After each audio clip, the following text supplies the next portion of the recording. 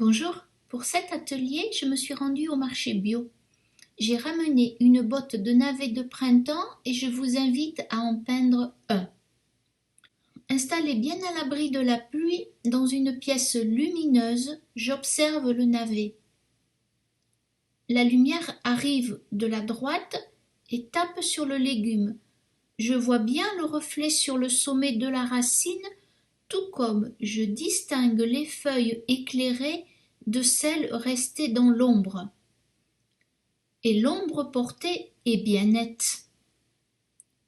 En observant plus attentivement, je constate dans l'ombre que les feuilles se confondent avec l'ombre portée du navet sur la table et que les couleurs du légume se reflètent dans cette ombre portée que je suggérerai par un bleu de Prusse.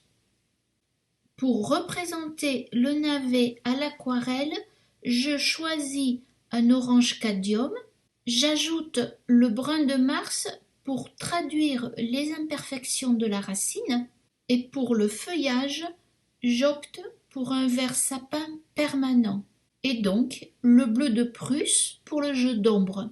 Je viens de vous montrer les couleurs avec le pinceau à réserve d'eau que je choisis pour cet atelier, un 2-0. Avant de poser le croquis du navet sur le papier, je tire la ligne d'horizon sur laquelle repose le navet et par un bel ovale, je dessine la racine qui s'appuie sur cette horizontale. Du départ du bas du volume, je tire les tiges des feuilles dont l'une d'elles suit la ligne d'horizon et pour finir, j'habille les nervures principales en traçant le contour extérieur des fans. Passons à l'aquarelle. Ce légume me permet d'aborder un travail avec la longueur de la touffe du pinceau dont le ventre est plus ou moins rempli d'eau. Ainsi, je peux suggérer les mouvements que je lis dans le navet, un mouvement circulaire, large et légèrement filandreux pour la racine qui est charnue et ronde. D'ailleurs, je débute par la racine qui sera jaune-orange. Je prends la couleur que j'ai retenue et je prends la couleur avec la fleur du pinceau que je tourne dans le godet sans l'écraser. Je contrôle la teneur en eau du ventre de la touffe du pinceau en testant sur une feuille de brouillon. Si la touffe n'a pas assez d'eau, je recommence l'opération, mais si la touffe a trop d'eau, je l'absorbe en épongeant le ventre sur un torchon sans toucher la fleur. Et pour garder la forme de la touffe sur le morceau de torchon, je tourne la touffe sur elle-même.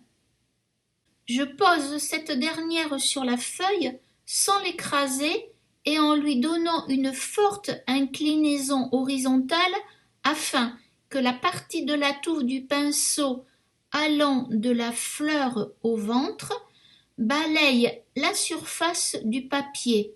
Je vais de la partie de la racine la plus à l'ombre vers la lumière en suivant la courbe induite par la racine. Et du fait de la faible teneur en eau et de mon appui très mesuré sur la longueur de la touffe, cette dernière doit laisser apparaître de légers filaments d'orange au lever du pinceau. Et je lève la touffe, en fait, dès que j'approche de la zone lumineuse. Et ces filaments rappellent le caractère filandreux de l'enveloppe de la racine. Et pour les allonger, je poursuis mon geste avec la fleur du pinceau. J'évite de remplir toute la racine d'orange cadmium. Je garde les imperfections qui apparaissent, c'est-à-dire le blanc du papier. Je ne passe pas et repasse pas sur mes premiers traits afin de garder trace de ce mouvement qui rappelle celui de la racine qui me fait face. Avant le séchage, j'ajoute quelques pointes de brun de Mars sur les parties les plus terreuses et surtout, je laisse la couleur se diffuser dans l'orange cadmium. Si le papier est assez humide, mais pas trop, je n'ai pas à intervenir, je me contente d'observer ce qui se passe. Pour les fans, avec la touffe du pinceau très inclinée de la fleur jusqu'au ventre, et finalement un petit peu comme pour le geste de la racine, j'impulse des frottements plats sur le papier, des frôlements presque incertains pour transcrire la souplesse des feuilles. Par ces petits aplats, je laisse glisser sur le papier la touffe sans écraser ni la fleur ni le ventre du pinceau. La fleur frôle en permanence le papier et ainsi je pose l'aquarelle avec beaucoup de parcimonie. Pour assurer la légèreté du geste, je pose mon poignet sur le plan de travail.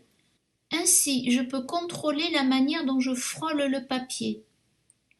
Évidemment, je ne quitte pas des yeux le feuillage, car inconsciemment, ma main suit le mouvement des feuilles et des nervures tout en ayant de la retenue sur les parties exposées à la lumière.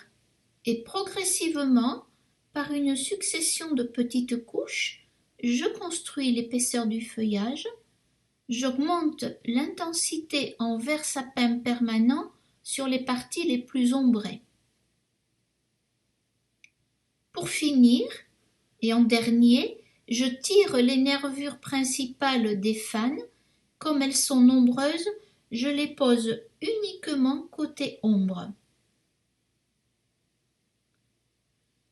Avec le bleu de Prusse, je mets l'ombre portée du navet sur la table en suivant la base du motif.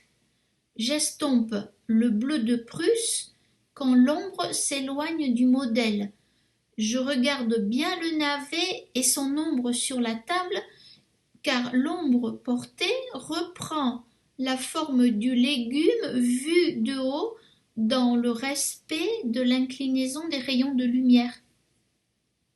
L'ombre est relativement foncée aux endroits de touche du légume sur la table, et plus elle s'éloigne, plus elle s'éclaircit, et plus elle devient floue. Et en fait, pour finir, je pose un peu d'ombre sur le légume, à l'opposé des points de lumière. En règle générale, c'est les blancs que j'ai laissés.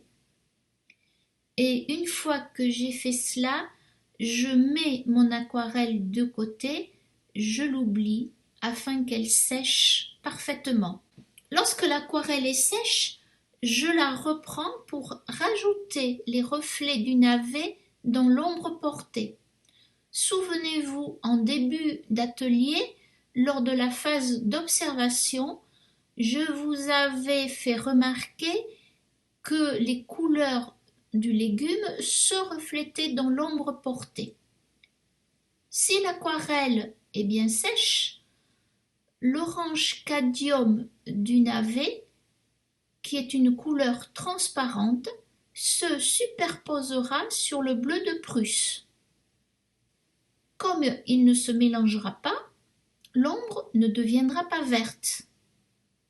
D'où l'importance de bien faire sécher l'aquarelle avant. Et l'ombre finalement prendra le reflet jaune. Et je procède de même pour le feuillage, sachant que le reflet de couleur est le plus fort en bordure de la zone de touche de la racine sur la table. L'atelier est fini. Avant de cuisiner une bonne soupe, amusez-vous à croquer à l'aquarelle quelques légumes. À bientôt sur un autre atelier.